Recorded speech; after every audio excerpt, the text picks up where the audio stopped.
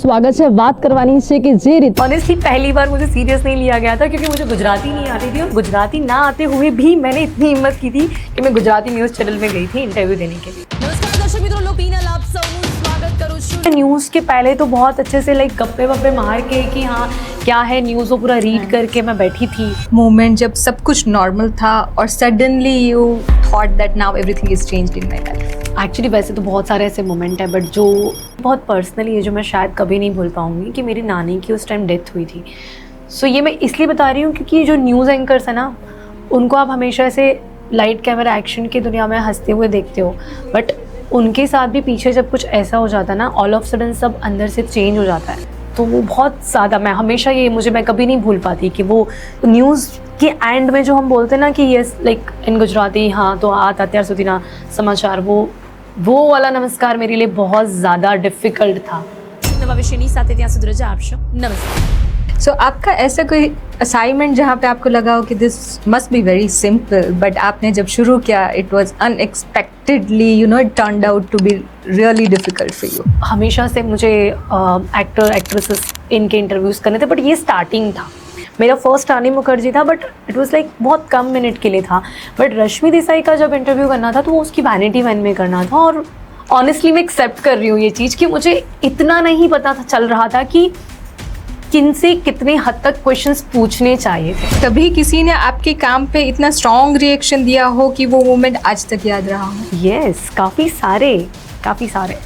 कभी कभी ऐसा होता है ना कि बैड भी याद रह जाते हैं और गुड भी याद रह जाते हैं, बट अभी मैं गुड बोलती हूँ आपको कि बहुत जो मुझे बहुत हमेशा से अच्छा लगा और हमेशा से मुझे वो स्ट्रॉन्ग रिएक्शन लगा, वो था प्रियंका चोपड़ा का। गवर्नमेंट और आम आदमी के बीच में एक पूरा चैनल होता है, कंसल्टेंट्स का, एक्सपर्ट्स का, अर्बन प्लानर्स का, आर्किटेक्ट्स का, रोड इंफ्रास्ट्रक्चर इंजीनियर्स का, जो ट्रांसपोर्टेशन सेक्टर को शेप अप करते हैं। हम उन्हीं एक्सपर्ट्स को आपके सामने ला रहे सीधा बात करने के लिए हमारे the business and beyond podcast के थ्रू। ये सिर्फ एक पॉडकास्ट नहीं है, ये इंडिया का सबसे पहला इंफ्रास्ट्रक्चर रिलेटेड पॉडकास्ट है। आप भी अगर इस इंडस्ट्री की सच्चाई के बारे में जानना चाहते हैं और इंडस्ट्री से जुड़ना चाहते हैं तो प्लीज़ हमारी चैनल को सब्सक्राइब कीजिए।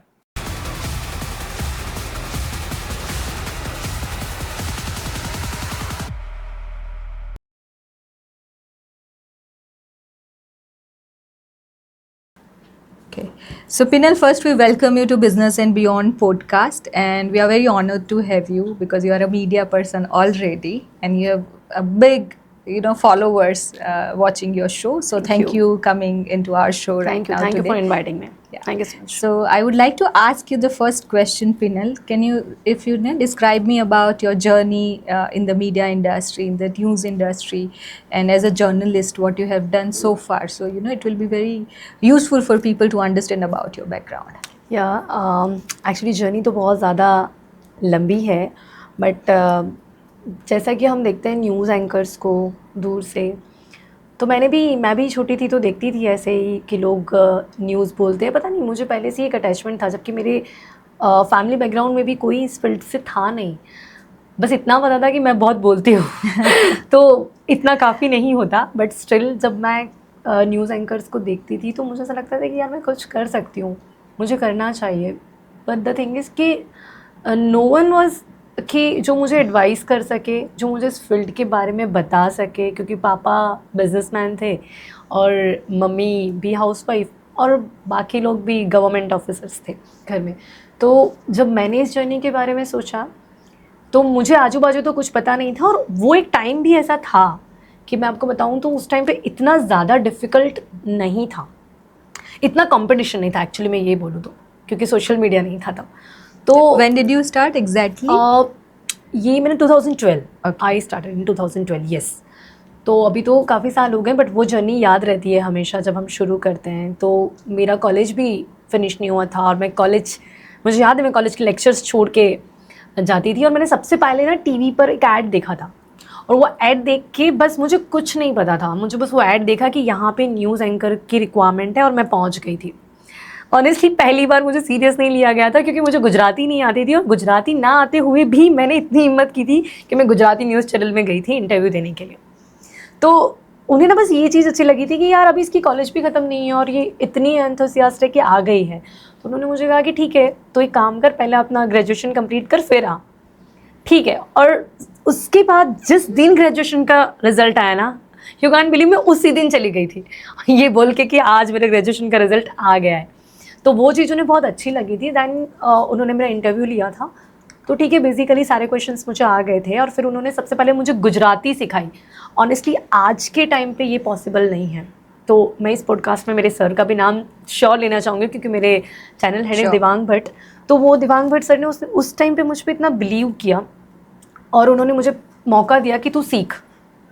1 महीना, 2 महीना, 3 महीना इतना पेशेंस रखा था ना मैंने, क्योंकि गुजराती इतनी जल्दी बोलना मेरे लिए पॉसिबल नहीं था।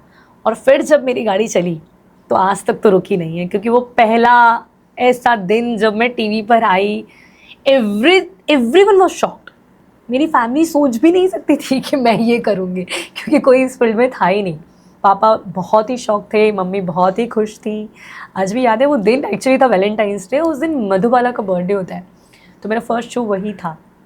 तो यहाँ से वो So people go with their boyfriends on the Valentine's Day and you were Yes. shooting for the news on that day. Actually तो मेरे लिए वो लव ही था, तो ये डे और Well said. मेमोरेबल हो गया। Yeah.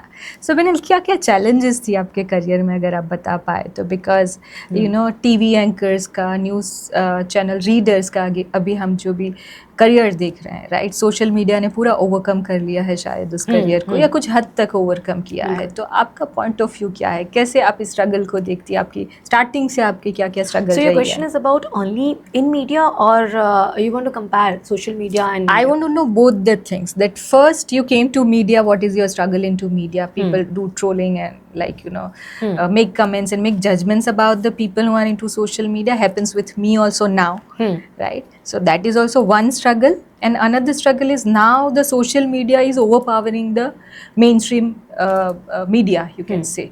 So I want to know about both the struggles you are facing. Firstly ना I want to tell you कि सोशल मीडिया मुझे ज़्यादा पावरफुल इसीलिए लग रहा है अभी, क्योंकि मैं 10 साल से इस फील्ड में हूँ, बट मैं ऐसे ट्रोल नहीं हुई जब मैं सोशल मीडिया पर डीजे चेतस की एक रील बनाने पर ट्रोल हो गई। रातों ही रात वो रील डीजे चेतस तक चला गया और उसमें डीजे चेतस ने कमेंट किया, और भाई जो नीचे कमेंट्स हुए हैं आप देखना, मेरे सोशल मीडिया पर है, मुझे ऑनेस्टली नहीं पसंद आया था। तो मुझे नहीं था कि मैं मेरे न्यूज़ चैनल में उसको ये लोगों तक पहुंचाऊं, मेरा पर्सनल था। मैंने रील बनाया डीजे चेतस को लेके और मुझे जो लगा वो मैंने बोला। I didn't use any bad words for him. मैंने जो फील किया वो मैंने बोला, मैंने अपने अंदाज में बोला। कुछ लोग पहले सपोर्ट में आए, काफ़ी सारे सपोर्ट में आए, बट जब डीजे चेतस का कमेंट आ गया उसके बाद जो धमाका हुआ था, मैं जो ट्रोल हुई, तो उससे मुझे ऐसा लगता है कि मैं मीडिया में ऐसे ट्रोल कभी नहीं हुई हूँ जितनी मैं डीजे चेतस में हो गई, और इतनी फेमस बना दिया लोगों ने अचानक से। तो और जो दूसरा आपने पूछा कि मीडिया इंडस्ट्री में स्ट्रगल, तो है, स्ट्रगल तो बहुत है। मुझे ऐसा लगता है ये ना, ये बात बहुत टाइम से मेरे मन में है, बट आज आपका ये क्वेश्चन है ना, तो मैं चाहती हूँ कि ये बात मैं एक्चुअली जो भी फीमेल्स एंकर्स हैं ना उनके लिए बोल पाऊँ। मुझे ऐसा लगता है कि फ़ीमेल एंकर्स अपनी जर्नी शुरू तो कर लेती हैं, बट उसके बाद क्या होता है, एक अभी तक आप ये देखोगे ना कि गुजराती मीडिया में हमें पता ही नहीं है कि एक एज के बाद वो क्या कर रही हैं। ट्रू, आपको नहीं पता चलेगा। कितनी सारी 100 में से मुझे ऐसा लगता है 80% ऐसी फीमेल्स हैं जिन्होंने अपनी जर्नी बीच में ही चेंज कर दी है। देखो ये बहुत एक कड़वा सच है, but I want to tell you कि जब तक तुम बहुत अच्छे दिख रहे हो, you looks good on camera, आप चल रहे हो, उसके बाद ये नहीं बोल रही मैं कि एवरीथिंग हमारे सब कुछ हमारे लुक पर ही है, बट अगर कुछ भी दिक्कत आती है ना तो आप साइड हो जाओगे। तो ये एक बहुत बड़ा मतलब मुझे लगता है ड्रॉबैक कि यार क्या फ्यूचर है, उसके बाद क्या। अगर मैं कंटेंट राइटर हूँ, अगर मैं कैमरे के पीछे काम कर रही हूँ तो ठीक है, बट अगर मैं सिर्फ कैमरे के आगे ही काम कर रही हूँ तो ये एक टेंशन मैंने देखा, और मैंने देखा भी है। इनफैक्ट काफ़ी, मैं किसी भी चैनल का या किसी भी एंकर्स का नाम नहीं लेना चाहूँगी, बट हमारी इंडस्ट्री में से काफ़ी सारी न्यूज़ एंकर्स जो बहुत फेमस थी, जिनकी सोशल मीडिया पर इतने सारे फॉलोअर्स हैं, और हमारे गुजरात की काफ़ी अच्छी चैनल्स में थी, उन्होंने छोड़ दी ये फील्ड। क्यों? क्योंकि कोई और उनसे अच्छा दिखने वाला आ गया, और सिर्फ अच्छा दिखने वाला ही नहीं बट हो सकता है ज़्यादा इंटेलिजेंट भी हो, बट अगर इस रेस में दौड़ना है तो फिर हमेशा अपडेटेड तो रहना ही पड़ेगा. So I was तो ये coming मुझे to लगता that है. question, Pinal. Sorry to cut you in between, Yeah, sure. but because media को I'm talking about the mainstream media like movies and everything. वहाँ पे जो आप बात बोल रहे हो कि your look matters a lot as a female. I understand, I agree to that point. But जहाँ पे हम news channels की बात करते, वहाँ पे definitely when there is a female figure, the looks come as the integral part of like how you represent yourself. I must say that. But वहाँ पे नॉलेज का भी इक्वल इम्पोर्टेंस है. बिल्कुल, जैसे बिल्कुल हम equal. बहुत ही अच्छी फीमेल जर्नलिस्ट आज देखते हैं. जैसे I would like to name the Palki Upadhyay, she is my favourite right now. Kashyap है, अंजना कश्यप जी, है. बिल्कुल. यस. सो ये जो पावरफुल फीमेल एक्टर्स है, शायद अपनी 40s में है अभी, right, and they are doing very good right Yes, now, of course. And their intellect is like considered we are appreciating her intellect very well right now.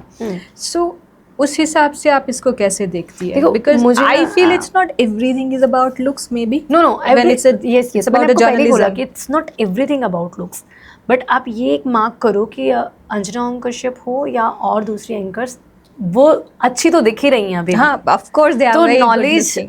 Or maybe they're looking good because they're very intellectual and intelligent intellectual also. Intelligency बहुत matter करती है. वो आपको एक inner मतलब कहते हैं ना कि अंदर से ब्यूटीफुल Yes, बनाती है. exactly. तो वो बहुत मैटर करता है.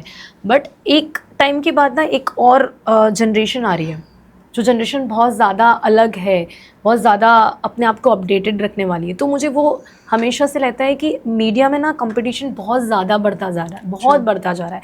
एक से एक चैनल्स आ रही हैं. अगर हम अपडेट नहीं होंगे, अगर हम अपने आप को फिट नहीं रखेंगे तो नहीं चलेगा. अभी आपको बताऊं मैं कि अगर अब किसी भी फीमेल नहीं, मेल में भी किसी को भी अगर कोई चैनल चेंज करना है या कहीं इंटरव्यू देना है तो फॉलोअर्स पूछे जाते हैं पहले. True. कि आपके कितने फॉलोअर्स. पहले ऐसा नहीं था. तो आप जो बोल रहे हो ना कि क्या स्ट्रगल, तो वो स्ट्रगल बढ़ता ही जा रहा है. अगर आज मैं एआई के साथ इतनी ज़्यादा फेमिलियर नहीं होती तो मैं भी पीछे रह जाऊंगी. Okay. सब कुछ ज़रूरी है कि मैं इंस्टाग्राम पे भी उतनी ही एक्टिव हो जाऊं, मैं सोशल मीडिया पर हर प्लेटफॉर्म पर, ट्विटर पर उतनी ही एक्टिव रहूं. सब कुछ बहुत ज़रूरी होगा क्योंकि अभी की जो जनरेशन आ रही है ना वो ऑलरेडी सब जगह पे एक्टिव है.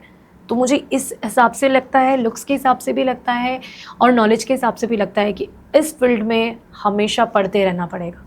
एक एक टॉक शो के लिए True. एक एक घंटा That's रेडी true. रहना पड़ेगा. Right, that's true.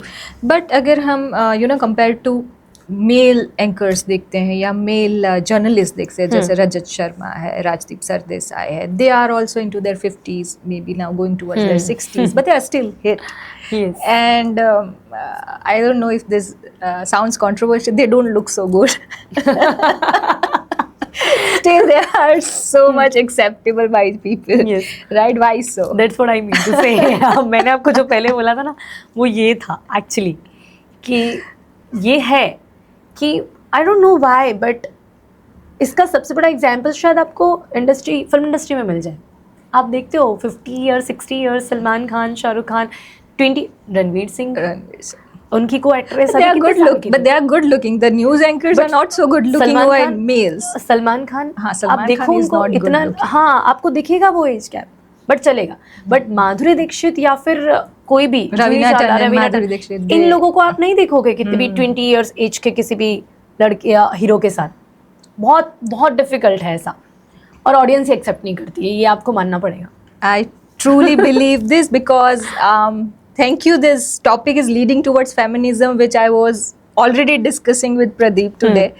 That females के साथ अभी भी बहुत ज़्यादा partiality होती है, and I'm going towards my topic of parking issues in this. कि मैं जो society में अभी काम कर रही हूँ, जहाँ पे मेरा ऑफिस है, वहाँ पे there is a issue going on regarding the parking. और वहाँ पे जो कॉमन पार्किंग एरियाज़ हैं वहाँ पे चौकीदार और जो सोसाइटी का स्टाफ है, they don't treat man and women respectfully equally. मैंने देखा है, मैं खुद 4 साल से मेरी बिल्डिंग में काम कर रही हूँ, but when I enter the building, when I ask for the parking, I am not given the parking, I am always denied the parking. But वहाँ पे मेरी ही जगह पे जब एक मेल आता है वो पार्किंग मांगता है तो उसको रिस्पेक्टफुली पार्किंग दिया सॉरी जाता टू है। इंटरप्ट यू, सॉरी टू से, बट मैंने तो हमेशा उल्टा देखा है No, कि this has लड़कियों को happened जल्दी with me. Parking mill This जाता has है। happened with me already. Okay right? तो मुझे सॉरी बट मुझे लगता है यहाँ पे शायद मेल फीमेल वाला फैक्टर नहीं होगा। आई डोंट थिंक सो, क्योंकि जनरली अगर आप देखोगे ना तो लड़कियों को, लड़के हमेशा ये बोलते हैं हाँ। कि हाँ लड़की है, तो उन्होंने तो ये हमारे ऊपर एक दाग ही लगा दिया है कि अगर हम आगे बढ़ते हैं तो बोलते हैं लड़की है इसीलिए बढ़ गई है। ये चीज हाँ। तो आप सुनते ही होंगे, हर हाँ, फील्ड में बोली हाँ, जाती है। हाँ। तो But मुझे लगता है parking कि भी शायद- deny हो रहा है मुझे अभी ऐसा लगता है कि लड़कियों को। शायद वो पावर होगा। आप अगर जो कुछ फेस कर रहे हो तो शायद जिन लोगों को पार्किंग मिल रहा है वो उनका कुछ Probably. पावर होगा, मनी पावर हो सकता है या फिर इसके Probably. अलावा कोई कनेक्शन हो No, but सकता I've है। seen my visitors जो मेल है जो आते हैं मेरी ऑफिस में मुझसे मिलने, उनको भी पार्किंग दिया जाता है, सिर्फ मुझे आप वॉचमैन बदल दो। I मुझे don't know लगता है maybe कि what is आपको वो वॉचमैन what बदलना is the चाहिए। problem, I don't know, but I see the stereotype into that. But again, Okay. अगर हम इस इशू को ज़्यादा एनलाइटन करें ना, तो जहाँ पे मैं भी अगर बिल्डर्स के साथ पार्किंग की मीटिंग्स करने जाती हूँ, वहाँ पे एक चीज़ ज़्यादातर बोली जाती है, लड़कियाँ ड्राइविंग अच्छा नहीं करती। ये मैम आप मैं पार्किंग मानती हूँ ऐसे कि ये डिज़ाइन बोला करो, जाता है। आप पार्किंग ऐसे डिज़ाइन करो कि फीमेल्स पार्क कर पाए। So I ask them again, sorry sir, what did I hear? They said females अच्छे से पार्क कर पाए। आई सेड सर क्यों फीमेल्स, मेल्स भी अच्छे से पार्क कर पाए वैसा होना चाहिए ना। तो बोले no no, their driving sense is good, females driving sense is sorry मैं थोड़े टाइम के लिए मैं अपने एंकर के रोल में आके आपको एक क्वेश्चन करती हूँ। हाँ, क्या tell me. आपको लगता है कि फीमेल्स सही में I am a man best से ज्यादा ड्राइवर, अच्छे? आई हाँ, am the but best driver, I'm I also. No. ठीक I है, feel हम offended हैं, when लेकिन- people say that females don't drive good. No, बिल्कुल I हम don't तो agree. हैं, बट ये ना एक्चुअली अगर मुझे ऐसा लगता है कि ज्यादातर शायद केसेस ऐसे बन चुके हैं जिस वजह से ये हमारे ऊपर ये एक स्टिकर लगा दिया है। I कि listen females this इतने अच्छे comment drive in नहीं करती हैं। every meeting of mine. ये हमें सुनना ही पड़ेगा, ये सुनना पड़ेगा, क्योंकि शायद ऐसे केसेस ज्यादा बन गए हैं जिस वजह से हम अगर अच्छे But why drive this करते हैं has ना, happened? आपको पता है जो तब भी नहीं रेशियो है होता। मेल एक्सीडेंट्स का, which is much higher than the female who are causing accidents, road accidents. Yes, बिल्कुल एक्सीडेंट्स तो ज्यादा Yes, वही लोग करते हैं, yes. लेकिन उसके फिर बावजूद भी female simple सा tag होती है। पार्किंग अगर हम नहीं कर पाते हैं तो उसके लिए हाँ, why? हमें Why so? बोला जाता है। ये बात आपकी बहुत सही है, हाँ, मुझे लगती so है। what's your point of view on this? Why the society has this certain kind of stigma around females driving the car? Why? मैंने बोला ना कि मुझे लगता है कि कोइंसिडेंसली ऐसे केसेस बने हैं कि हम ना जस्ट जनरली हम पार्किंग इतने अच्छे से नहीं कर पाते होंगे, तो लोगों को अच्छे ये से लग कर जाता है- पाती हैं? मैं अच्छे से कर लेती हूँ, बट मैं अभी गर्ल्स के लिए बोल रही हूँ, मैं वुमेन्स के General, लिए अभी general. जनरल एक बात कर रही हूँ कि हाँ मैं पार्किंग कर लेती हूँ, I can drive, I can park, everything सब कुछ ठीक है, बट पता नहीं क्यों ऐसा लड़कियों को कभी कभी वो खुद ही अब तो फील करने लगी, क्योंकि उन्हें इतना ज्यादा बोला जा रहा है, क्योंकि वो खुद ही ये सुनती हैं कि yes girls can not drive proper, girls can not park Very proper, true, very तो nicely said. वो जो है ना उनके दिमाग में ये चीज़ बैठ गई है कि ऐसा मतलब सही में मैं नहीं कर पाऊंगी, तो वो खुद ही ये बोल देती हैं कि नहीं आप ड्राइव करो।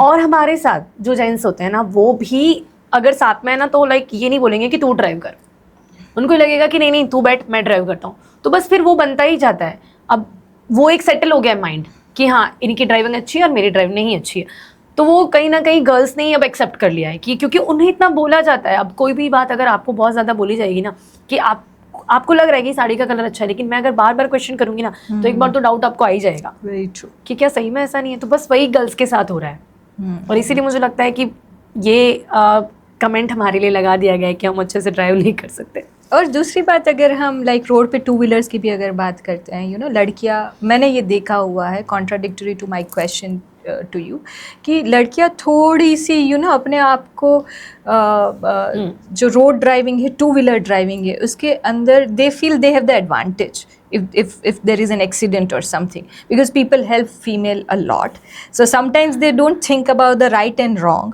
sometimes they don't think about their helmet or not, but they still continue doing it compared to males, because male को पता है पट जाएगा वो, उसने कुछ भी मतलब आप किसी इंसिडेंट को लेके बोलना चाह रहे हो? मैं बहुत सारे इंसिडेंट्स ऐसे देखे हैं, तो मेल्स थोड़ा सा दब के ड्राइव करते क्योंकि उनको पता है पिट जाऊंगा मैं लड़कियां ऐसे जाने देती है कि भाई मुझे कुछ नहीं होगा, अगर मेरा एक्सीडेंट भी हुआ ना तो लोगों की सिंपैथी मेरे साथ लॉज ये तो है। देखो दोनों के लिए एक ही है। ट्रू तो ये तो नहीं होता कि लॉज मेल्स के लिए अलग हो जाएंगे, फीमेल्स के लिए अलग हो जाएंगे, बट इन सिंपल थिंग कि अगर गर्ल्स को ऐसा लगता है कि छोटी मोटी कोई चीज़ हो गई तो लोग मेरे सपोर्ट में आए, और ये होता भी है। होता है। अगर किसी 2 गाड़ियों का एक्सीडेंट हुआ है, उसमें एक लड़का है एक लड़की है, तो लड़की के पीछे 100 लोग खड़े होंगे और वो लड़के के पीछे एक भी नहीं होगा, एक भी नहीं होगा। मुझे ही नहीं समझ में आता कि जैसे ये जो जेंट्स हैं जो इस लड़की के पीछे आते हैं, फीमेल्स आ जाओ यार उनके पीछे, क्यों नहीं आती है? क्यों नहीं आती है भाई, बोलो आपके पीछे फीमेल्स आती क्यों नहीं है? मुझे नहीं समझ आता यार, अब वो हमारा That is एडवांटेज है, I am so true. Sorry. That is true. शायद हम इनोसेंट है, वो टैग भी हम पे लगा दिया है। मे बी सो वो शायद एडवांटेज भी है हमारे Of लिए। course. बट जनरली अगर देखने जाए ना, तो मैंने कहीं पे पढ़ा था कि एक फीमेल जो होती है ना, उनके ड्राइविंग आवर्स बहुत लेस होते हैं मेल के कंपैरिजन में। तो जनरली ये है कि अगर मेल ज़्यादा ड्राइव कर रहा है, उसके ड्राइविंग आवर्स ज़्यादा है, तो डेफिनेटली उसका command on the steer wheel अच्छा होगा। और फीमेल्स अगर बहुत कम ड्राइव कर रही है, तो डेफिनेटली उनका कमांड ऑन स्टीयर व्हील कम होगा। सो वो एक चीज़ हो सकती है, आपको लगता है कि females are not good drivers practically, और और मे बी वही नॉट। जैसे कि आपने कहा कि मेल्स का अगर ड्राइविंग टाइम ज़्यादा रहता है, तो अगर वो किसी फीमेल का भी ज़्यादा होगा तो वो भी अच्छा ही ड्राइव करेगी, फिर वो उसके लिए भी सेम होगा। बट ऐसा है ना कि हम ऐसा मुझे ऐसा लगता है कि अभी भी फीमेल्स ऐसा करियर कम पसंद करती हैं जिसमें ड्राइविंग ज़्यादा करना हो, तो ये चीज़ पॉसिबल इस वजह से हो सकती होगी क्योंकि हम वैसा करियर ज़्यादा पसंद नहीं करते या ऐसी जॉब नहीं पसंद करते कि जिसमें ज़्यादा ड्राइविंग करना हो, और जेंट्स को वो मैटर नहीं करता। तो ये एक हो सकता है कि अगर इस वजह से हम कम ड्राइव करते हैं तो हमारा स्टीयरिंग पर इतना अच्छा नहीं होता, हमारा नहीं लेकिन in general. Okay Vinal, it is really a smooth conversation going on with you. मुझे लग ही नहीं रहा हम पॉडकास्ट में, मुझे ऐसा Actually, लग रहा है मुझे नहीं कि we are sitting at a home and talking over the coffee and chai, ऐसा लग रहा है। कॉफी विद करण वाला माहौल हो कॉफी गया विद है, करण yes. वाला मामला हो गया है। सो पिना, now let's talk about your industry, जहाँ पे एज अ न्यूज़ एंकर आपके लिए टीआरपी का बहुत ही ज़्यादा बड़ा इंपॉर्टेंस है, राइट? तो आपको लगता है कि कभी कभी कुछ शूट्स और कुछ न्यूज़ सिर्फ टीआरपी के लिए बनाए जाते हैं? देखो ना, न्यूज़ चैनल है ना, वो मैं ये नहीं कहूँगी कि कोई एनजीओ है, कोई भी न्यूज़ चैनल एनजीओ तो नहीं होता है। True. हर एक न्यूज़ चैनल भी एक बिजनेस के लिए ही चल रहा है, वो भी एक काइंड ऑफ फैक्ट्री है यार। तो हर किसी को टीआरपी चाहिए और हर किसी को सब कुछ चाहिए ही चाहिए। तो मुझे ऐसा लगता है कि टीआरपी का जो रेस है ना, उसमें हर न्यूज़ चैनल को आगे निकलना ही है, तो उसका प्रेशर आता है, हर बार आता है।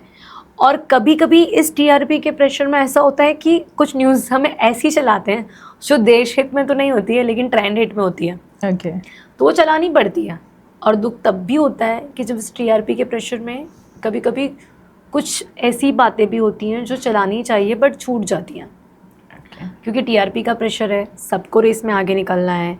अगर हम पहले दिखा देंगे तो हम टीआरपी में आगे आ जाएंगे, अगर हम इसको और ज़्यादा दिखा देंगे तो हम टीआरपी में आगे आ जाएंगे। इस रेस के चक्कर में, इस प्रेशर के चक्कर में ऐसा कई बार होता है कि जो जनता के मुद्दे होते हैं उनको इतनी प्रायोरिटी नहीं मिल पाती है, क्योंकि मैंने बोला कि बट ऑब्वियस है कि ये भी एक बिज़नेस है, तो उसके रिगार्डिंग भी कुछ टर्म्स एंड कुछ कंडीशंस देखनी पड़ती हैं। तो उनके रिगार्डिंग भी कुछ चीज़ों को चलाना पड़ता है और कुछ चीज़ों को नहीं भी चलाना पड़ता है। तो ये एक प्रेशर रहता है कि वो चैनल ये कर रही है तो हमें भी करना है, ये चैनल सबसे ज़्यादा पहले कर रही है तो हमें भी करना है। और एक चीज़ भी होती है कि इस टीआरपी के प्रेशर में कभी कभी ये होता है ना कि सच को जानने का टाइम भी नहीं मिल पाता। टीआरपी चाहिए मतलब आगे निकलना है, तो हम कई बार ऐसा होता है, बट मैं अपनी न्यूज़ चैनल के बारे में बात नहीं कर रही, बट मैंने देखा है कि लोग ऐसा करते हैं कि हाँ उस चैनल में आया, इस चैनल में आया, 3 में आया, कॉपी करते हैं, लगा देते हैं क्योंकि हम पीछे रह जाएंगे।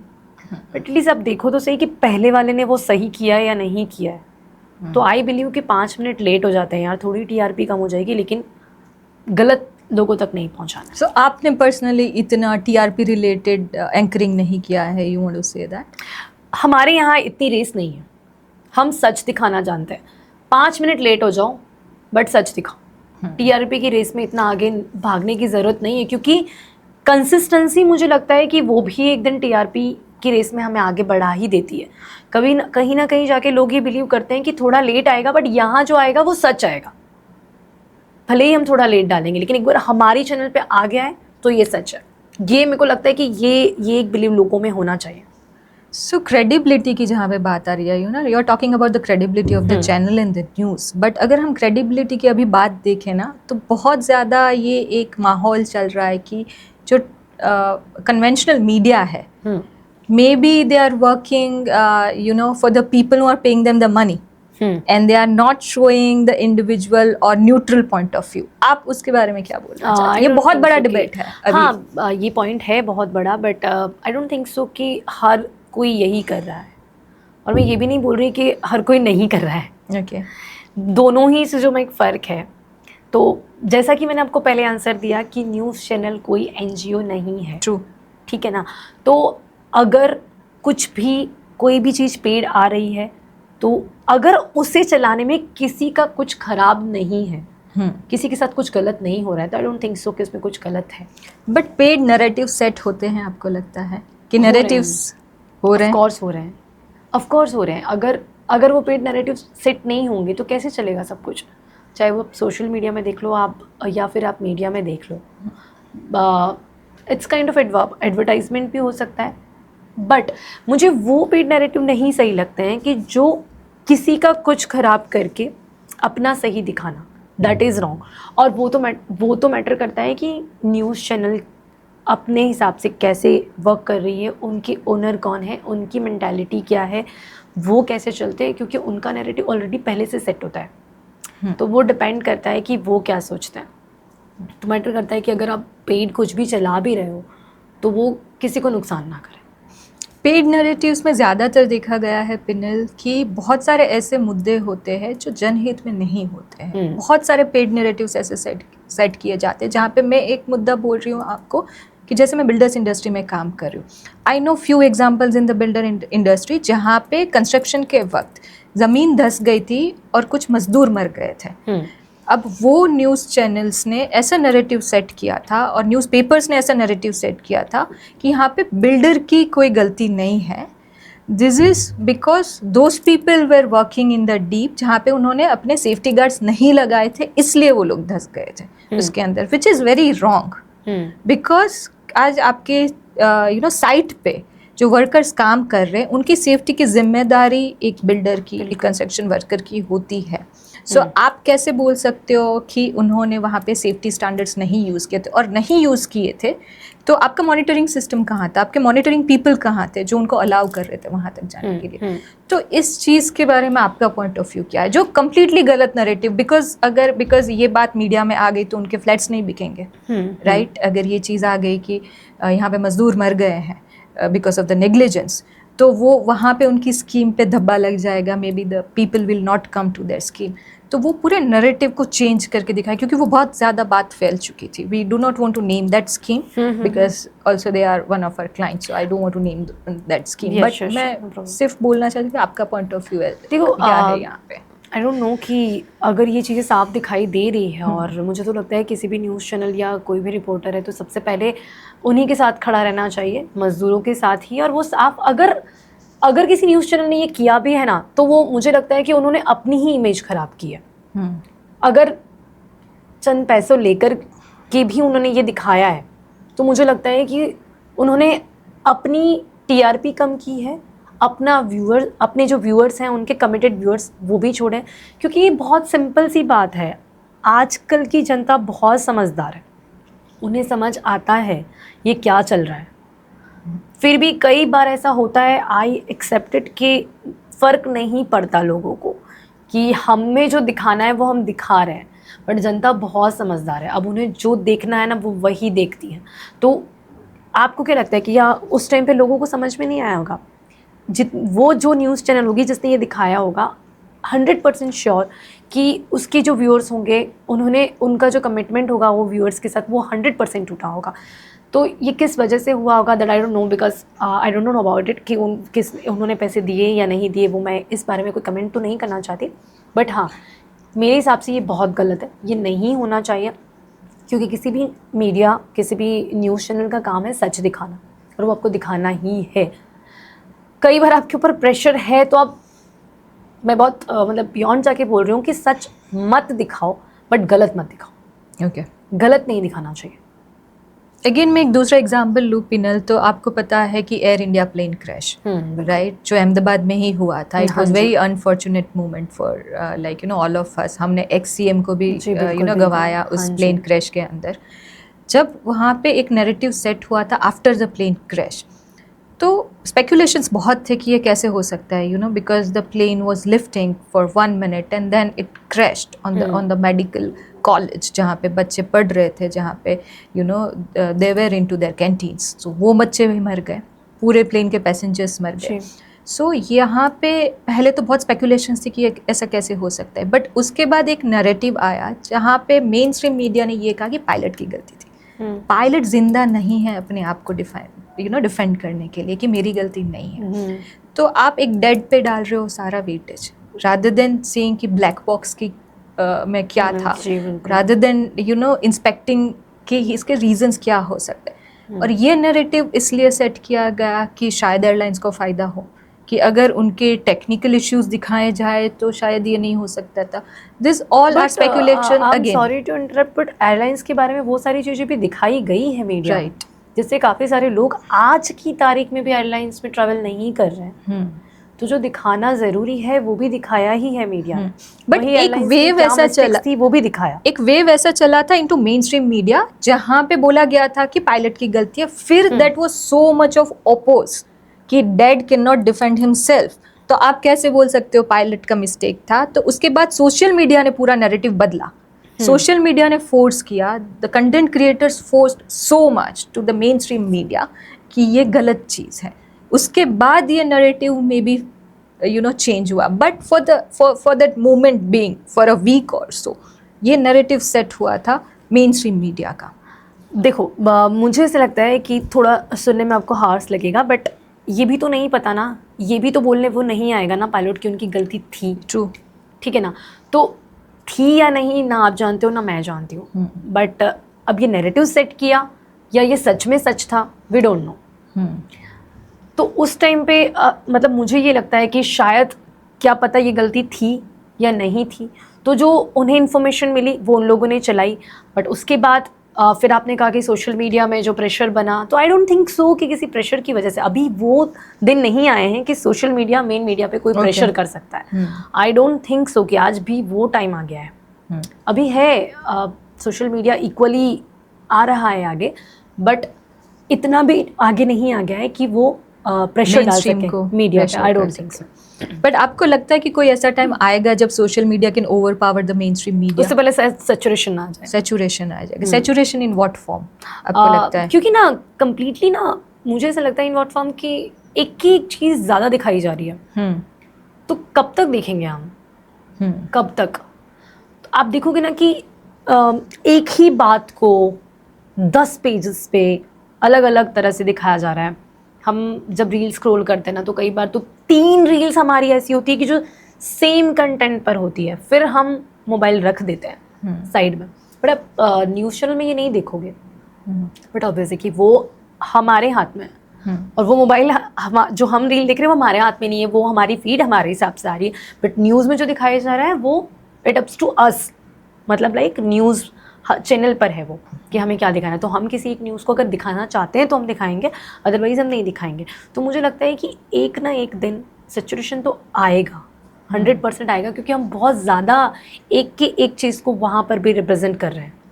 ओके, सो अगर हम सैचुरेशन की बात देखें तो शायद कमर्शियली भी वो सैचुरेशन आ सकता है, right? Because commercially right now the wave is towards the social media. People are allocating lots of budget to social media influencers rather than the mainstream media. और अगर हम पॉडकास्ट की भी बात करें, we are in the podcast right now. So podcast is also related to some like intellectual content which people should consume, but शायद social media के through podcast को भी चलाया जाता है. It is very sad thing कि जहाँ पे लोगों को एक अच्छा कंटेंट कंज्यूम करने मिल रहा है 1 घंटा या 1.5 घंटा, वहाँ पे भी हमको रील्स चलानी पड़ती है 50 सेकेंड 60 सेकेंड की टू अट्रैक्ट द पीपल. तो ये पूरा माइंडसेट अभी चेंज हो गया है. फास्ट जनरेशन 60 सेकेंड्स की आप रील्स देखते हो एंड इट इज़ स्क्रोलिंग. तो इतना ज़्यादा माइंडसेट डिफरेंट कैसे हो गया इन जस्ट लास्ट 15 years? मैं आपको बताऊँ, ये एक्चुअली डिफरेंट नहीं हुआ है. आप जब मीडिया में आप शोज़ देखोगे ना, तो वो शोज़ जब जब ऑनर होते हैं ना, तो उसके पहले भी ऐसा ही एक टीजर बनाया जाता है 60 सेकंड का। वो बिल्कुल ऐसा ही है, बस ये है कि वहाँ पे आपको अलाउ ही नहीं कर रहे हैं। और यहाँ पर भी आपने बोला ना कि अट्रैक्ट करने के लिए, लाइक आप इंस्टाग्राम पे डालते हो, पीपल वहाँ से अट्रैक्ट होते हैं, देन वो जाते हैं यूट्यूब पर, फिर उसके बाद वो उसका पूरा शोज है। मुझे तो अभी भी लगता है कि वो यूट्यूब पर जाते भी हैं नहीं, आई डोंट नो, बहुत कम लोग ऐसे हैं जो जाते हैं जो उतना ही देखने में बिलीव करते हैं। तो हम जब न्यूज़ चैनल में एक हाफ एन आवर का शो जब बनाते हैं, किसी का भी इंटरव्यू लेते हैं, तो उसमें से भी हम हाईलाइट उठा के 60 सेकंड्स का या 1 सेकंड का एक ऐसा बनाते हैं जो लोगों को अट्रैक्ट कर सके। तो वो तो वहाँ पर भी चल रहा है। तो सिंपल है कि आपको कुछ भी अगर लोगों को पूरा दिखाना है तो उसका एक छोटा सा टीजर तो दिखाना ही पड़ता है। इट्स लाइक फिल्म, कोई भी मूवी आती है तो उसका पहले टीजर या ट्रेलर चलता ही है और हम उसी से अट्रैक्ट होते हैं। अगर हमको वो ट्रेलर ही पसंद नहीं आ रहा, टीजर ही पसंद नहीं आ रहा, तो मैं नहीं जाऊंगी वो मूवी देखने के लिए। तो ये सिंपल है। अभी जैसे elections is in the air right now, बहुत ज़्यादा स्टेट्स में इलेक्शंस हो रहे हैं, तो वहाँ पे एक मेन स्ट्रीम मीडिया एक नैरेटिव सेट करती है, सोशल मीडिया अपना नैरेटिव सेट कर रही है।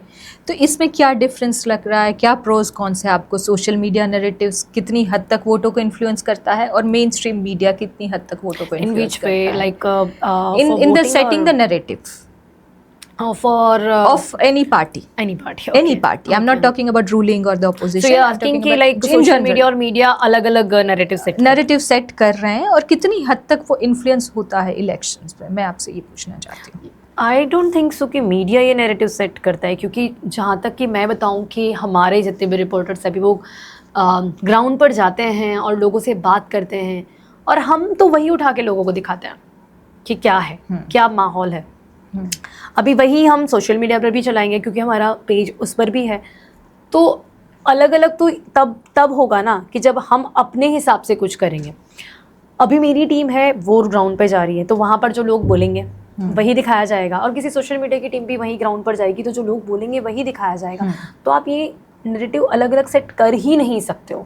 बिल्कुल नहीं कर, क्योंकि एक ही जगह पे हम जा रहे हैं तो वहाँ के लोग तो नहीं बदल जाएंगे।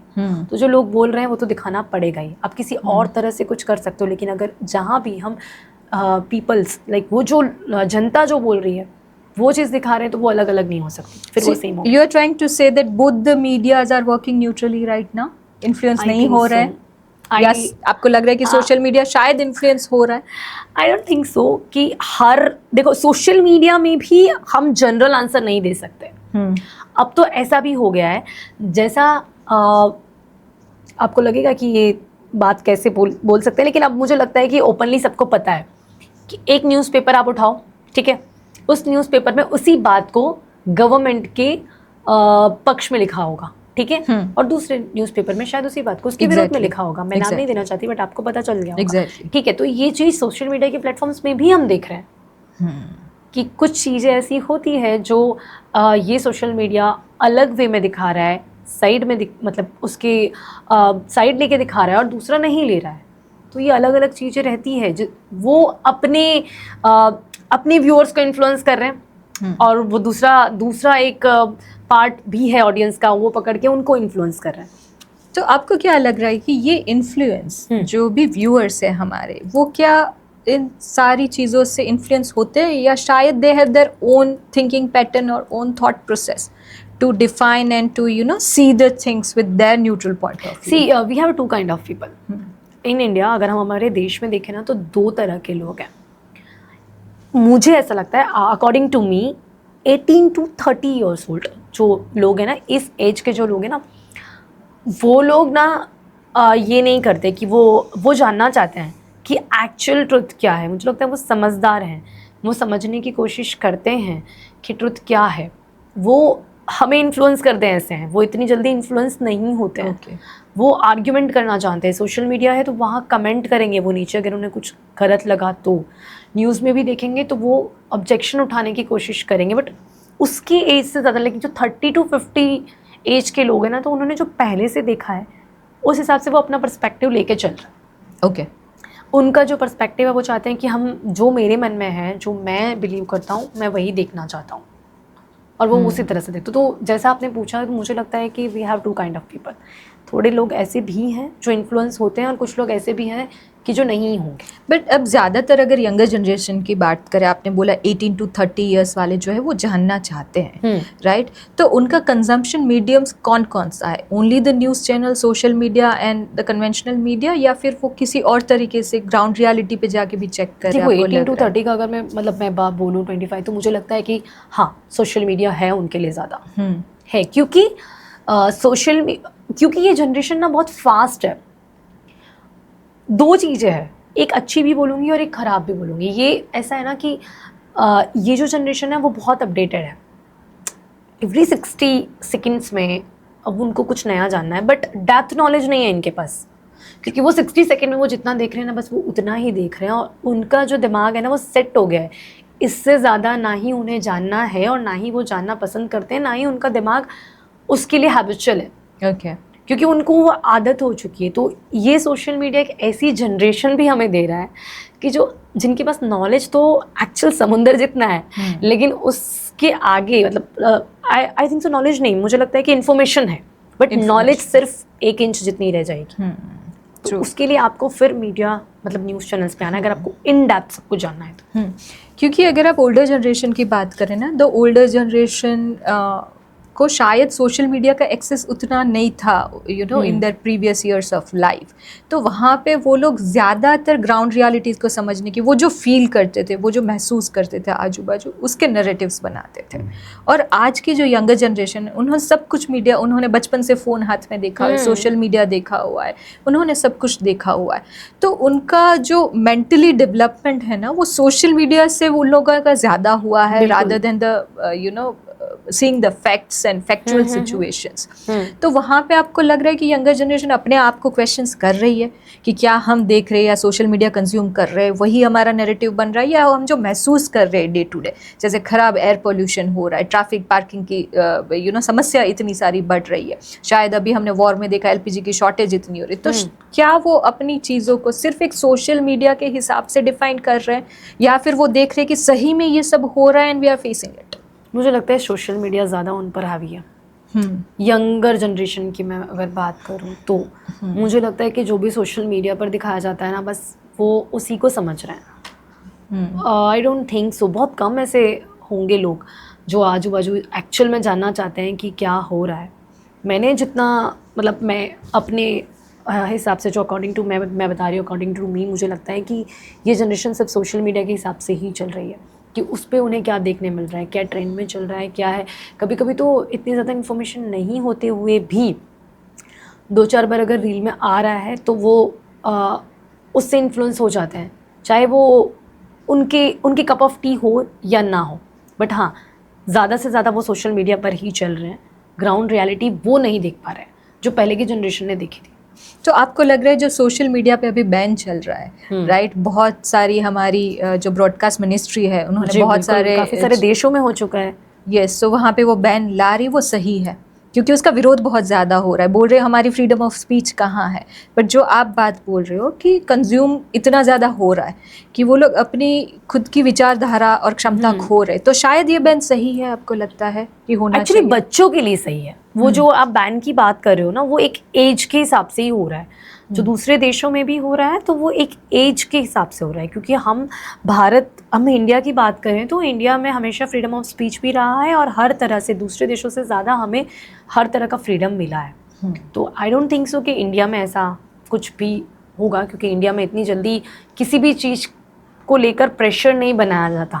ट्रैफिक के रूल्स भी हम फॉलो करें नहीं करें, उसके लिए भी हम इतने स्ट्रिक्ट रूल्स फॉलो नहीं करवाते या स्ट्रिक्ट उनके साथ कुछ नहीं करते। इसलिए तो हमारे देश में आज ट्रैफिक को लेकर इतना नॉर्मल लोग लेते हैं कि अभी भी हम देखो बहुत जनरली तोड़ देते हैं सिग्नल।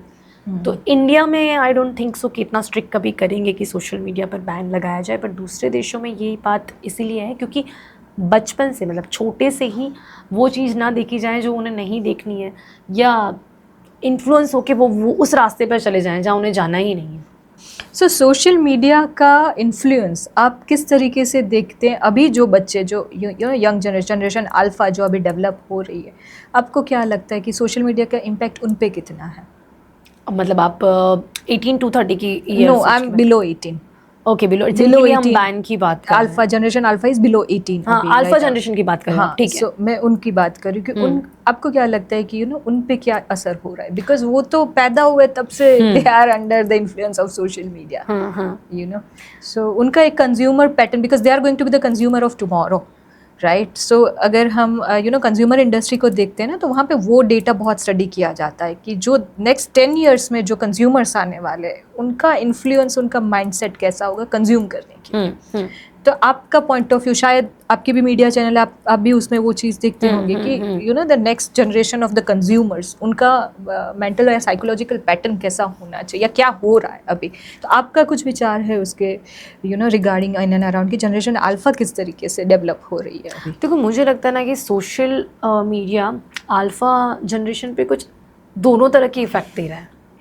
गुड इम्पैक्ट ये है कि मैंने बोला कि वो जनरेशन बहुत अपडेटेड हो रही है, बट दूसरी ये है कि बहुत एडिक्टेड हो रही है, इतनी ज़्यादा एडिक्टेड हो रही है कि आपने शायद बहुत सारे केसेस देखे होंगे कि उनसे मोबाइल ले लिया जाता है तो दे आर लाइक, मतलब एग्जैक्टली उन्हें क्या ही हो जाता है। आपने शायद एक ऐसा केस देखा होगा कि जिसमें 4 लड़कियों ने सुसाइड कर लिया था, तो वो सिस्टर्स, तो उन्होंने वो एक साथ सुसाइड इसलिए कर लिया था क्योंकि उनके पेरेंट्स ने उनसे मोबाइल ले लिया था, और वो इतना ज़्यादा मोबाइल में देखते थे कि वो शायद किसी वेब सीरीज़ को फॉलो करने लग गए थे, अपने अंदर ही उनके जो मतलब वो जो देख रहे थे वो वैसे अपने आप को बना रहे थे।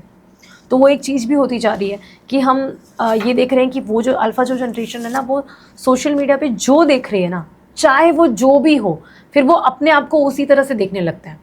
तो मुझे लग रहा है कि उस जनरेशन को थोड़ा सोशल मीडिया से दूर रहना चाहिए, क्योंकि वो उन पर बैड इम्पैक्ट कर रही है, ख़राब इम्पैक्ट कर रही है, क्योंकि वो ऐसी अच्छी फीड्स तो देख ही नहीं सकते जो इंटेलेक्चुअल है, क्योंकि उनकी वो एज ही नहीं है कि वो क्या समझे। उन्हें तो जो नया मिलता है वो देखना है, जिसमें मज़ा आता है वो देखना है, इसीलिए उस टाइम तक उन्हें उससे थोड़ा दूर रखना चाहिए। So it was 1 hour. I didn't get the idea of a time because I had many questions and just Pradeep waved at me. It's 1 hour now. So I would like to conclude this session with the rapid fire. Yeah. So अभी तक शायद आपने political सही बोला हो या नहीं बोला हो, I don't know, but now you can not say anything politically correct. Okay. Okay, so whatever comes I'm into trying. your mind, you have to just quickly answer those questions Okay. to me. Okay, so my first question to you is publish fast या verify first? Sorry. जो publicity आपकी होती है that is like they verify first और they publish fast, मतलब any consumption और any news Verified first. Verify first. Okay, studio comfort या ground chaos? For me, studio comfort. Sorry. Scripted line या spontaneous reaction? Spontaneous reaction. Viral clip या full context? Full contents. One word, news room, speed या pressure? Speed and glamour. Glamour. Okay, social media tool या challenge? Challenge. Challenge for Nowadays challenge. Camera on, real या controlled? Controlled. That's an honest answer. Yes. Headline बनाना easy या field में जाना easy? Headline बनाना easy. Field में जाना is too much tough. Audience क्या कभी कभी ओवर रिएक्ट कर देती है? बिल्कुल कर देती है, कई बार कर देती है. This life of a news anchor, glam या grind? Both. Both. Sorry. It was very nice 1 hour with you. I hope you guys also liked Pinal so much. I hope. क्योंकि पिनल जब आई ना तो मेन स्ट्रीम मीडिया से है, तो मुझे ऐसा लगा कि शायद उनके बहुत पॉलिटिकली करेक्ट आंसर होंगे, but to my surprise she was very genuine. तो आपको भी ये पॉडकास्ट पसंद आएगा. हम पिनल के साथ और एक एपिसोड भी शूट करना चाहेंगे because there is lot many thing which are still pending. आपको कैसा लगा ये पॉडकास्ट आप प्लीज़ कमेंट में बताएगा. पिनल के आईडीज़ हमने मेंशन किए हुए हैं नीचे, सो आप पिनल का अकाउंट भी जाके इंस्टाग्राम पे सब्सक्राइब कर सकते हैं, आप उनके शोज़ भी देख सकते हैं डेफिनेटली। आप बताइए कि main stream media and social media के बीच में ये जो हमारा डिबेट रहा है वो कितनी हद तक आपको पसंद या नापसंद आया है। हम डेफिनेटली सेकेंड एपिसोड भी शूट करेंगे पिनल के साथ। सो तब तक प्लीज़ आप एपिसोड्स पे कमेंट कीजिए और हमें बताइए, और इस हमारी चैनल को प्लीज़ सब्सक्राइब कीजिए ताकि हम ऐसे नए नए एपिसोड्स आपके लिए लाते रहें। और इनफैक्ट मैं ये बोलना चाहूँगी, I would like to close this podcast for us please. Okay, लेकिन मुझे ये बोलना है Please, कि please. हिरल जी ने मुझे ना, मैं वहाँ से यहाँ बिठाया है, तो जनरली मुझे क्वेश्चंस करने की आदत है, बट उन्होंने मुझे जब इनवाइट किया तो मुझे यही लगा था कि अच्छा पॉडकास्ट करना होगा, बट नहीं, फिर मुझे पता चला कि मैं तो गेस्ट हूँ।